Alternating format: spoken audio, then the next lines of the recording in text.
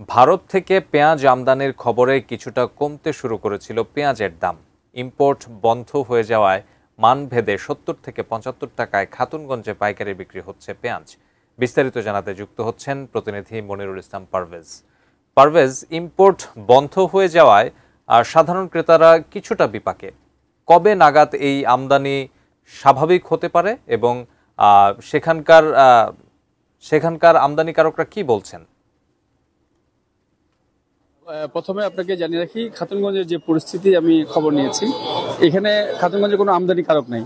এখানে সবাই হচ্ছে কমিশন এজেন্ট এবং এই আমদানিকারকরা সবাই বর্ডারের পাশে, অর্থাৎ চাপাইয়ের দিকে একটু সব যারা আমদানিকারক সবগুলো অধিকাংশ সেই এলাকারই বলেছে আমাদেরকে, এখানকার যারা ব্যবসায়ী রয়েছে। তো তাদের একটি কথা ছিল, যখনই আমদানির খবরটি শুরু হয়েছিল তখনই কিন্তু পেঁয়াজের যে একটি দাম বাড়তে শুরু করেছিল সেটি কিন্তু আবার কমতে শুরু করেছিল, কিন্তু এখন আবার সেটি পাইকারিতেই খাতুনগঞ্জে বিক্রি হচ্ছে।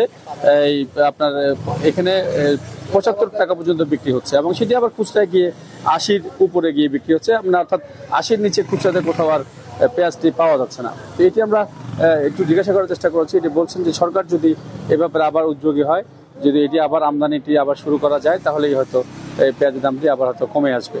আর আরেকটি জিনিস জানিয়ে রাখি, এর পাশাপাশি যে রসুন, আদা যেগুলো রয়েছে সেগুলো অবশ্যই স্থিতিশীল রয়েছে। সেগুলো এখন আগের মতোই ১২০ টাকা পাইকারি বিক্রি হচ্ছে, সেটি হয়তো খুচরা গিয়ে ১৩০-৪০ টাকা বিক্রি হচ্ছে। তো আপাতত খাতুনগঞ্জ থেকে এই পেঁয়াজ এবং আদা রসুন নিয়ে আমার কাছে এখান থেকে এতটুকু রয়েছে।